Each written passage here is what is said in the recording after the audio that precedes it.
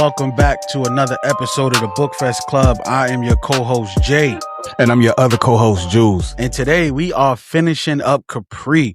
Y'all know that we've been in Capri for the last, 3 months. We've been trying to get through Capri with her 76,000 books and everything like that. So we know everything, right? We don't even need though, man. It is worth it.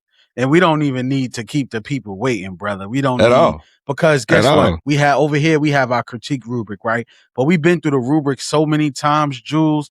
I think they got the authenticity and they got the setting because we done set that for every book. Yeah. The character development is the same. Not the same, but what I mean is they know all the characters that's involved, right? We don't get no new, no new flavor, no new characters. They know the plot. The plot is to take Morgan out. We get some more caveat when they get to Monaco.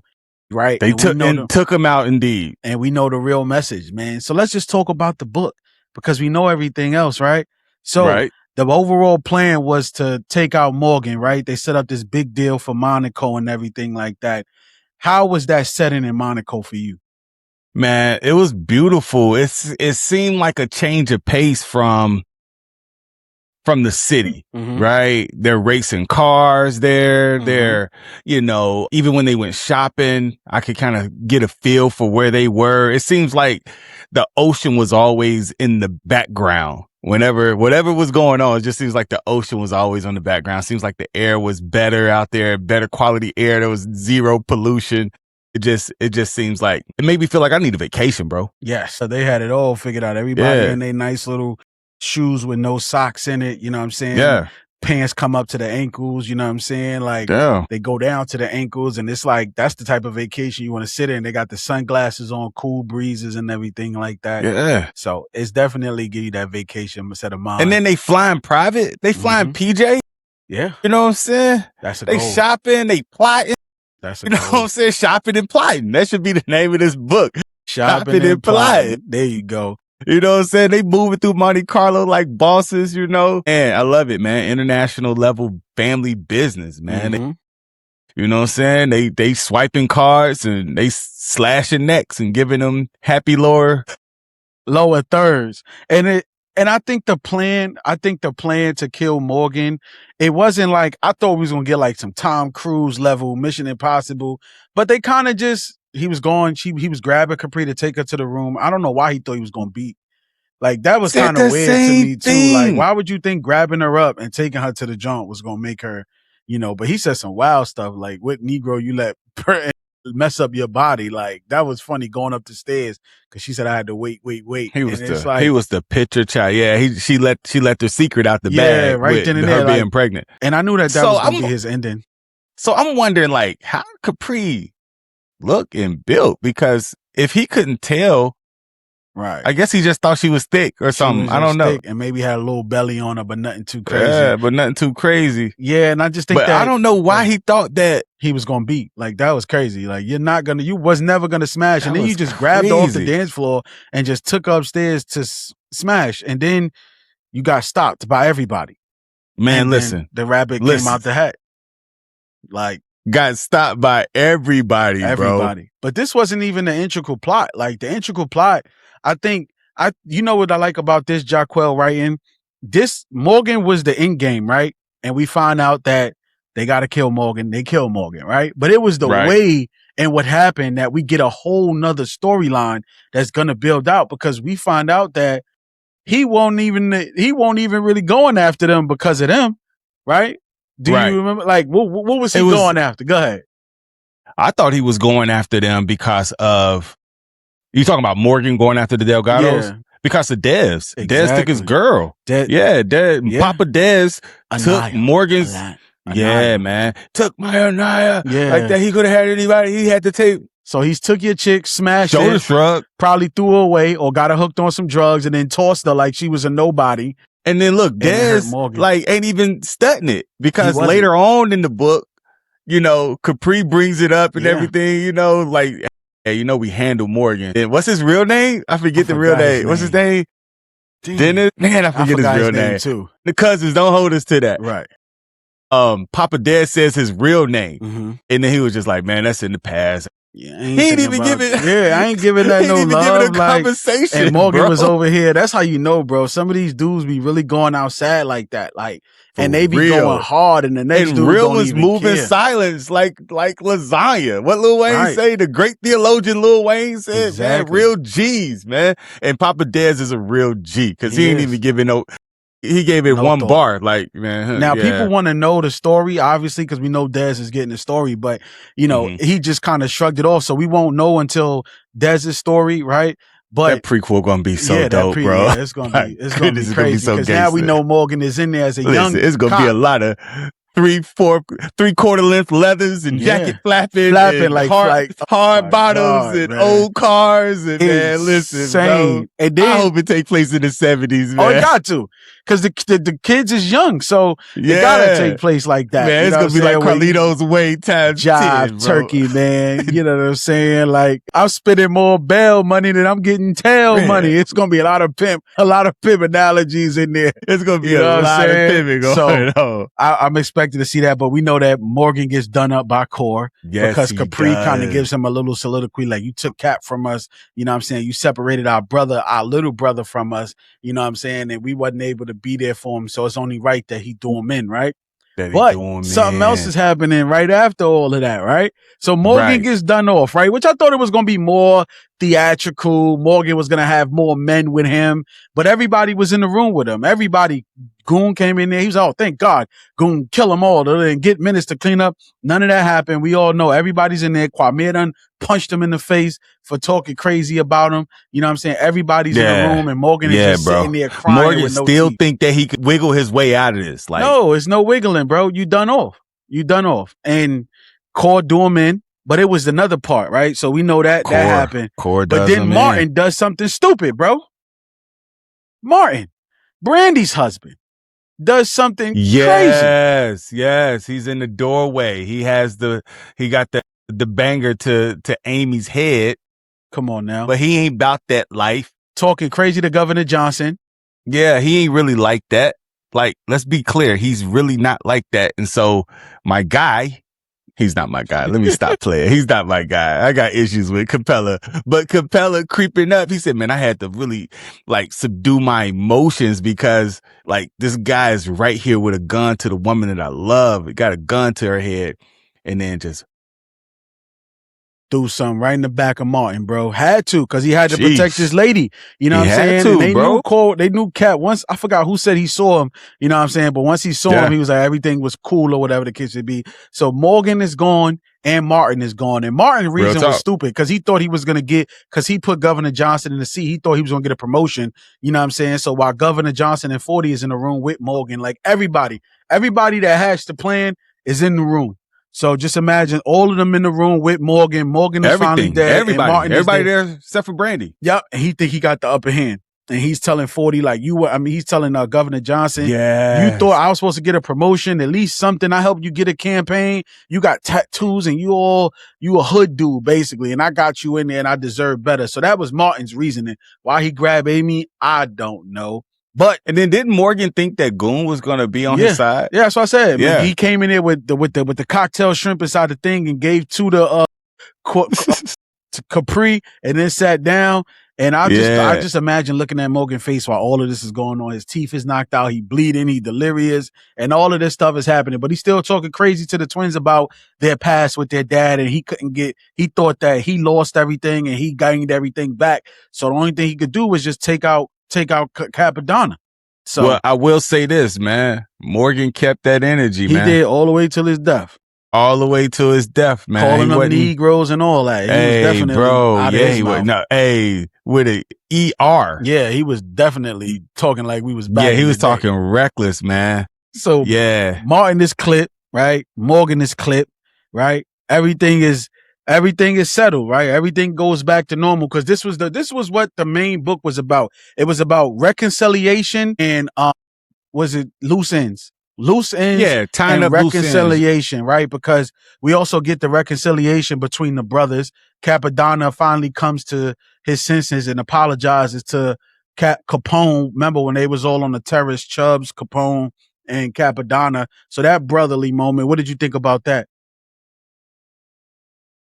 You said Chubbs and it was Capella, Capone, and Capadonna. Remember when Cap was sleeping in the closet? Yeah, and he so that was moment a cool between little them. bro. Yeah, that was a cool brotherly moment.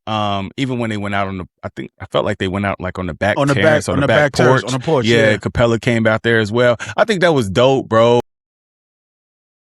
This is a great moment for men. Mm-hmm. Oh, I feel like the way that Jahquel wrote this, man, was just really dope. You see like you said, you see reconciliation. You see men putting their pride to the side for the sake of family, because family is more important. You see that on display. They're just not giving you lip service. They're actually showing you how to forgive. They're actually showing you love is supreme. They're hugging one another. People are tearing up. They're not too masculine or too macho to show their tears. I love this scene, bro. I think it's powerful, bro. It was one of those where, you kind of get choked up.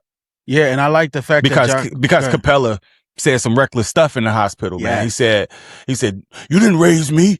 You know what I'm saying? You wasn't there for me. Mm-hmm. And we talked about it in the last episode, and so I don't want to belabor that, but yeah, man, it was a cool scene. And I think that brotherhood, like that, between everybody, whether you're a friend, it's like, I told you, sometimes your day twos become more family than your day ones.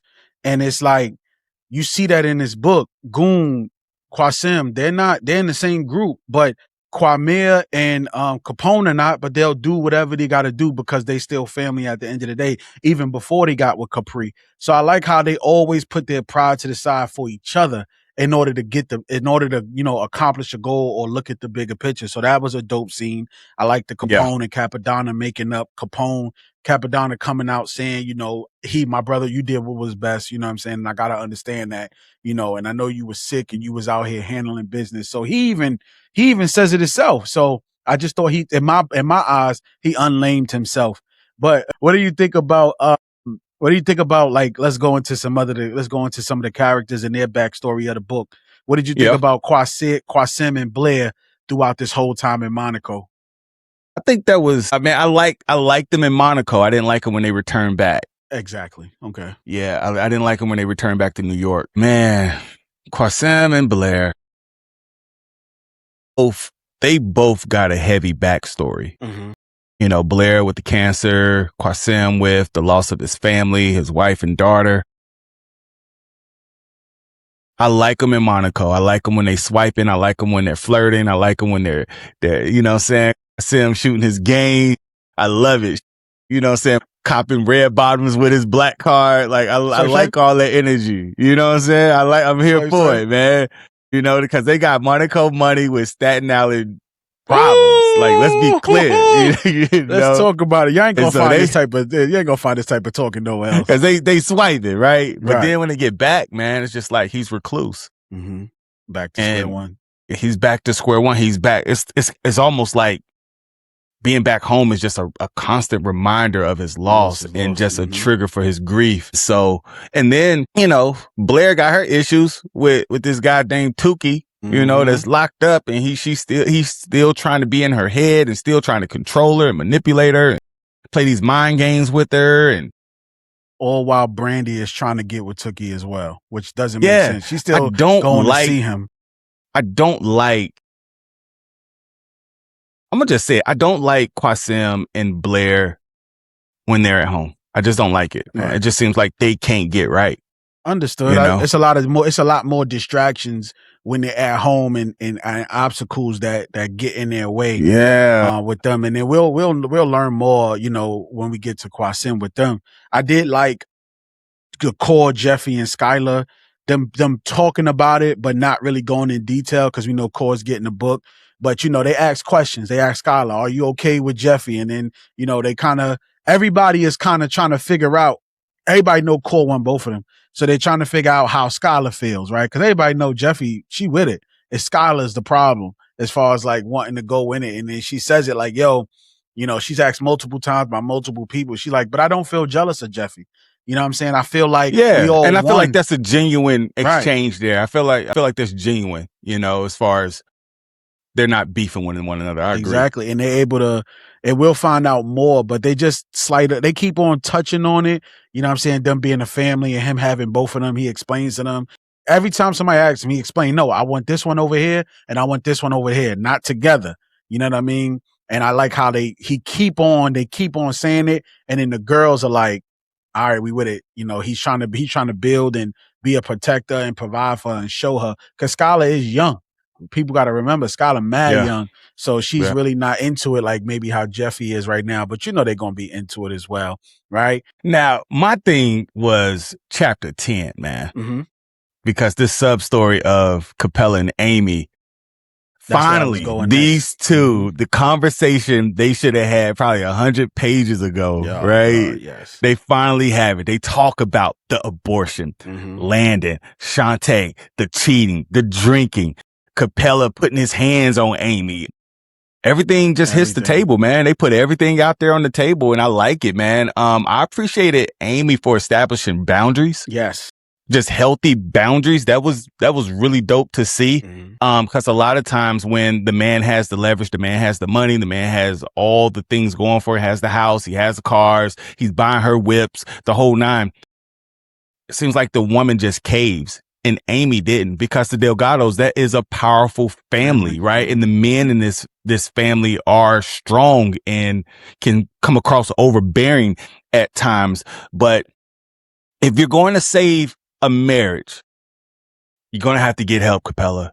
Yeah. And Amy puts her foot down. She put her foot down, and I love that. Yeah, man, that was really dope. And then discovering that Shantae wasn't pregnant. Yeah, after she had my son Capella in his drawers, inside over there, he was like, "What?" She's like, "Yeah, well, guess what?" And sent the picture. Remember, he sent the pictures of the audio of them recording. Dudes say some wild stuff when they in there. He was like, "You recording me?" Like, he was saying some wild stuff, bro. You pillow talking like crazy. You ain't supposed to be saying, so you supposed to just... He was saying Amy's name. Like, bro, what are you doing, son? So it's like, you got to be careful with these. But finding out that not only was she pregnant, but that she, speaking of draws. Yeah. She had Shantae has irritable bowel syndrome. She got IBS. And I like how Amy came at her. You ain't pregnant. I'll check with your doctor, girl. You got IBS or whatever that thing is called.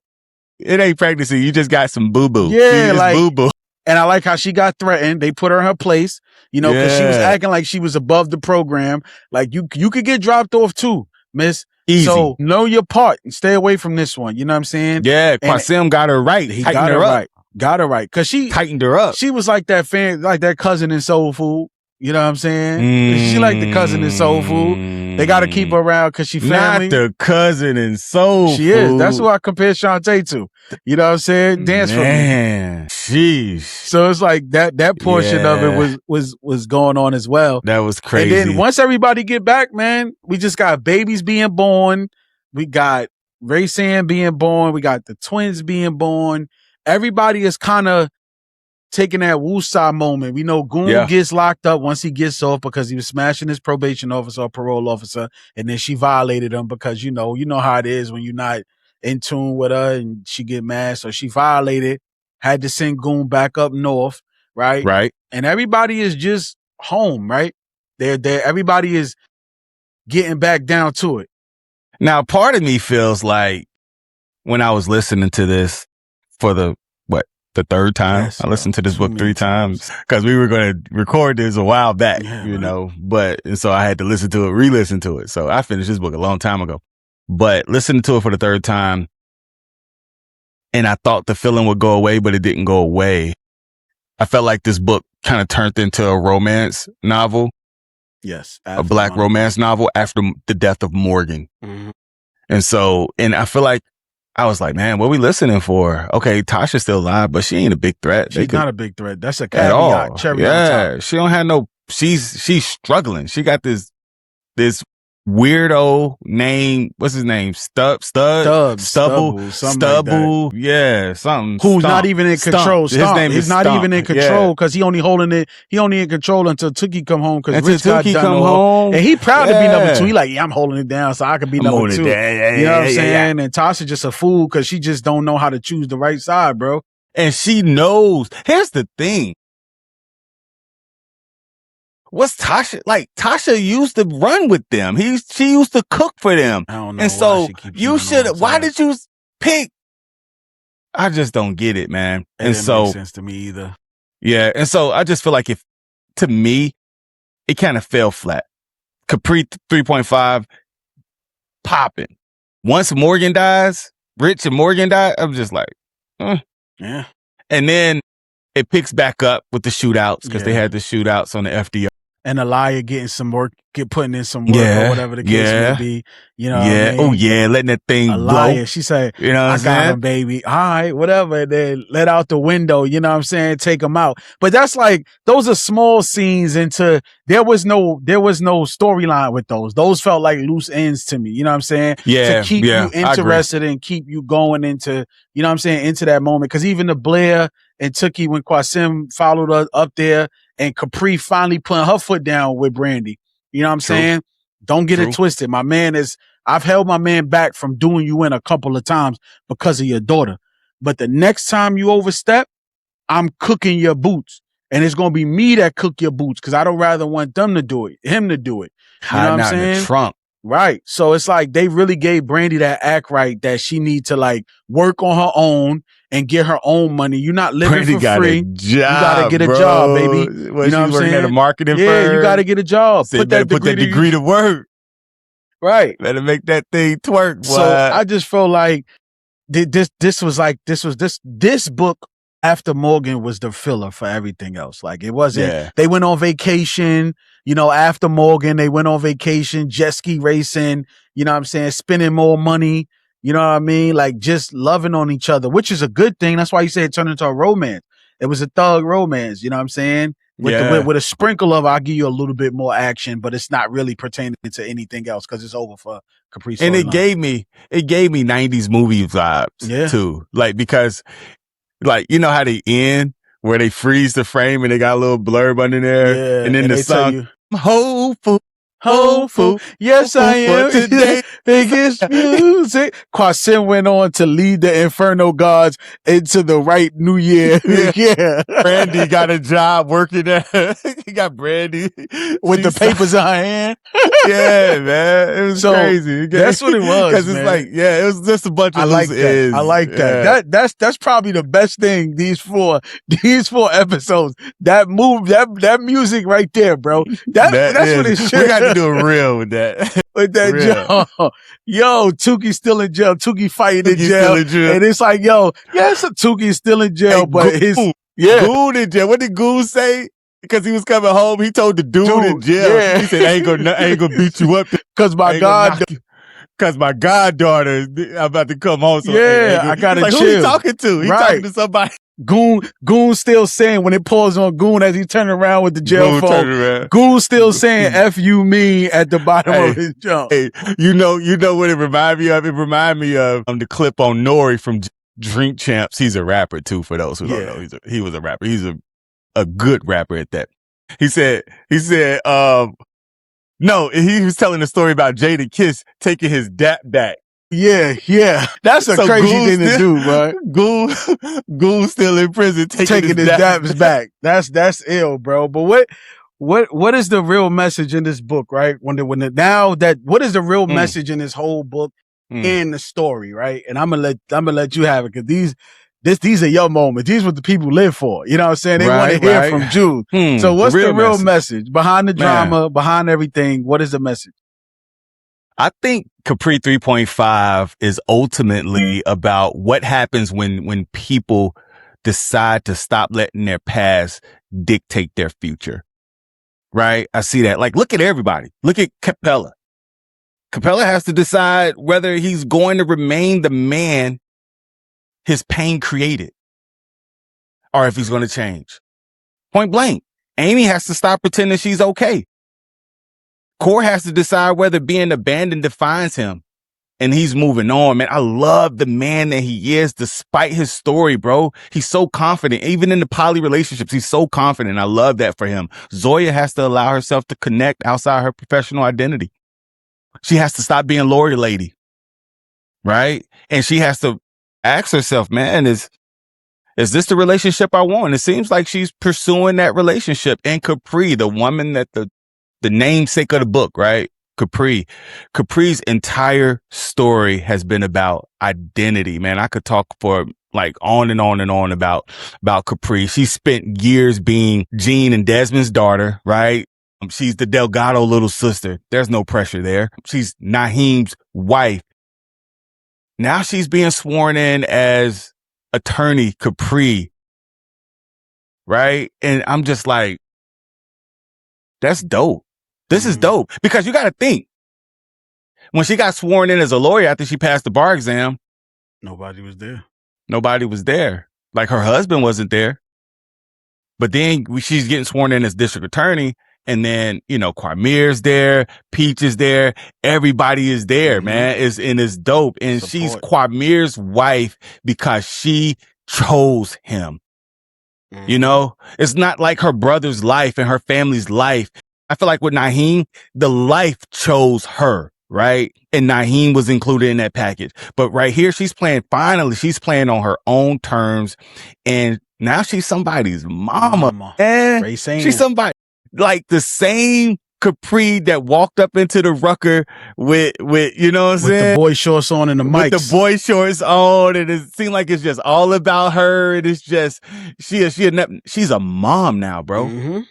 She's a mom, and I love it. You know, chapter 29 was a tearjerker for me, because they say, listen to Maxwell, a woman's work. And I did that, right? Yeah. Jahquel, you are a genius for this. I listened to that. I was like, Jahquel, you got to warn me, man. I'm up here trying to wash dishes and listen to the audiobook, and I'm up here wiping away tears, man. Peach is beside her in the delivery room, bro. Meer is beside her in the delivery room. Capri is giving birth to their daughter, her first child. It's heavy, man. It's heavy. It's heavy, bro. Life has changed. This is what we've been waiting for, man. A good ending. A good ending. It's about Capri finally building the family, finally building the life that she actually chose, bro. Exactly. And so, bro, I feel like she deserved. Yeah, man. And so if y'all haven't, man, please go listen. Y'all may want to play it in the background while y'all listen to this episode. Play that Maxwell's The Woman's Work while listening to chapter 29. Yes. Listen, bro, it's dangerous. It's a dangerous man, but thing. if you want to get some tears out, man, go ahead, crank that Maxwell. And as we wrap up this Capri, we done with Capri, y'all. We done. Let's do Capri. It as a whole series, right? As a whole series. When we look back for Capri 1 to 3.5, what do you give it on a scale from 1 to 5 using our bookmark system? Using our bookmark system? On a scale from 1 to 5, how many bookmarks is the series? The whole series. The whole series. Because here's the thing. It didn't need me to, like, Capri 3.5 didn't need to convince me to care about these characters anymore. But remember, it's still 3 books. Yeah. Well, 3 actual books? It's only 3 books. They just broke it down into 2.5. So it's really 3. Just think about it. It's really 3, and 3.5 is 1 book. But for the sake of, you know what I mean? Like 1 and 1.5 is 1, 2 and 2.5 is book 2, and 3 and 3.5 is really book 3. So when you're all said and done, it's just 3 books, even though on audio and all that it reads is, you can't buy them in halves, but you can listen to them in halves and read them in halves. I'm thinking, man. When it's all said and done. The whole series, I give it a 5. I give it a 5. I was going to be petty and say 4.9, but I give it a 5. 5 kind of fell flat for me a little bit after Morgan died. Yeah. But when you look at the whole series is epic, bro. Yeah. It's like, I feel like they need to start, if they did a TV series of the whole Delgado, it doesn't need to start with Capone. It needs to start with Capri. But I find that hard to do without laying the foundation with Capone and Capadonna. Cause you're going to be like, who was 40? Who was this guy? But if it's just a standalone, just do Capri, man. Do Capri alone. I gave it a 4.7, man. I gave it a 4.7. You gave the whole series a 4.7? Because I'm going to be honest, book 3.5 to me was, I gave book 3.5 in itself alone a 4. So if I gave 3, it's still a good book, but right. it just But it that's didn't audio. hit as hard. I graded mine's different because you said it's only 3 books. If I'm and grading it on 3 books, if you put 3 and 3.5 together, it's a 5. It's a That's what I'm 5. saying. If we doing it like Easy. that, it's a 5. Right? Yeah. But separately, I go 4.7. For audiobooks, For audiobook, 4.7. But in its entirety of what you can Wesley actually Saban. buy. Yeah. I did like book 3.5, but I felt like it was a good, I don't know. I guess I'm hating because I'm sad that we got to leave. Like they say in the end of the book, we hate to see you go, but love to see you leave, or whatever they say. Yeah. So I think that I'm just mad that we got to close this Capri chapter because she gave Tuki's us coming home. Yeah. Tuki's coming home. Yeah. It gives us, so many things to talking go about over. Barry and Blair. Yeah. You gonna leave it alone? Jahquel got away. Man. She got away. Look, we are done with Capri. We done with the Delgado you ain't gonna series. Open the next book. Nah, we're done. Right. Listen, if you want to find us, we gonna be on some thrillers. What's next for the Bookfest Club? We on thrillers. We on fantasies right now. No doubt. Moving into the Halloween and fantasy season. Doubt. When it get cold and all of this type of stuff, it's vampires, werewolves, dragons, all that. You know what I'm saying? Then it's the thrillers. We got Halloween coming up. We got the Halloween season coming up. So we moving into thrillers and we moving into fantasies and we stepping away from urban fiction for a little while. But we will return. A little bit. We will return with Quasim 1. You know what I'm saying? Maybe it might be one of those Drake albums. If you're reading this, it's too late. And the Quasim episode might just be up. And we don't know how it got there. It's just up. You know what I'm saying? We ain't even got to promote it. We might just be like, yo, let's do a Quasim episode. Don't promote it. Don't do nothing. It's like a secret book release and it might just pop up one day on your feed and you be like, wait, they did Quasim? They normally, we just doing it like that. So, Capri was amazing. I recommend that y'all go pick it up. It's a movie. Well, yeah, whether you do it, it's going to sound like you listening to a movie if you get the audio book. So definitely go pick it up. Go support Jahquel J. No doubt. She's an amazing author. Yeah. And we had so much fun reading the series up until now, but we will be stepping away. Anything else for the people before we get out of here, Drew? Man, as always, bro, go copy some merch, man. You see it. Go get you some of that, bro. You see it. Like, real talk, man. You see it, man. You can put it low over the eyes, man. It's the dad hat, the Bookfest Club merch, man. The link is in the video description below. And read you a scripture, man. You see my junk? Psalms 91. Hey, read you a scripture or something. Because at the end of the day, whether they like it or not, Drew, we're going to have to go to the great book. What's a book podcast if we're not talking about the actual book, the book that means the most, the one that's there for salvation? We might. Don't tease me with a good time. We're gonna have to, bro. And I'm not. We're gonna have to. We are, because you can't read all of these books and not talk about the good book. At least give us a story in there, right? We gotta good books. The good books. We gotta talk about it, bro. Because the Bible is a book too, right? It's just a book for our salvation. So y'all gonna be seeing a bunch of that stuff from us as well moving forward. We got a lot in store for y'all, man. We appreciate y'all rocking in with us, man. Locking in with us. We're gonna be at the Petersburg Book Festival, September 12th. If you're in the Virginia area, we there. You know what I'm saying? You can link up with us, meet up with us, follow us on all of our socials on the Tube, Instagram, TikTok.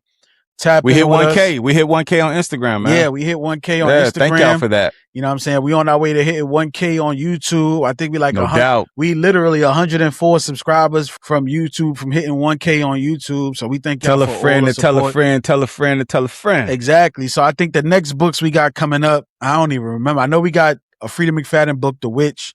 Mm-hmm. And then we got one from Geneva Rose. We got Bones at the Crossroads. Will be coming pretty soon. Yeah. And we just locking in with y'all, man. So we got some interviews coming up for y'all, man. Exactly. Think y'all gonna like them. Yeah. Oh man, yeah, you right about that, y'all. Right, word. Yeah. Damn, I done forgot myself. Word. But until next time, man. No doubt. I'm Jay the speaker. We got Jules the architect, man. Until That's me. Next time. Peace. Peace.